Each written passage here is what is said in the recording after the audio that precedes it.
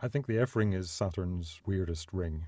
We have a new analysis of images obtained by Cassini that show the F-ring is actually even more dynamic than we thought. And for the first time, we can see some of the havoc wreaked by objects about a kilometre in diameter. This movie shows the trail of one of the 500 or so tiny objects that we see punching through parts of the F-ring. We've highlighted the area where these trails can be seen. These are slow-speed collisions, perhaps just a few meters per second, but they drag these glittering ice particles out of the F-ring with them. Cassini scientists have been calling these trails mini-jets. They look tiny because in the full image you're looking along about 10,000 kilometers of the F-ring. There's a little serendipity involved. We're actually concentrating on Prometheus. And what we didn't notice at the time was one of these tiny little trails has sort of sneaked into the field of view.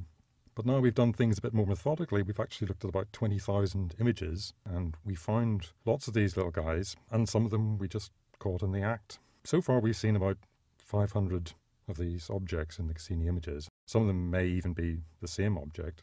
What's important about these images is that these little guys are the missing link. We know what Prometheus does. Prometheus creates channels, ripples, snowballs in the F-ring. But what we didn't know is what happened to these snowballs after they were created.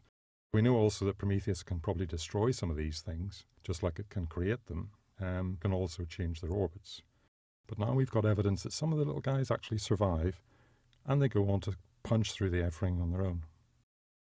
Essentially, we're taking our images of the F-ring, removing the planet, and exaggerating the radial scale. Thanks to Cassini, we can study all this activity on the F-ring over time. Even during the time that Cassini's been at Saturn, the F-ring keeps changing. It's the only thing you can rely on in the F-ring. Every time you look at it, it'll be different.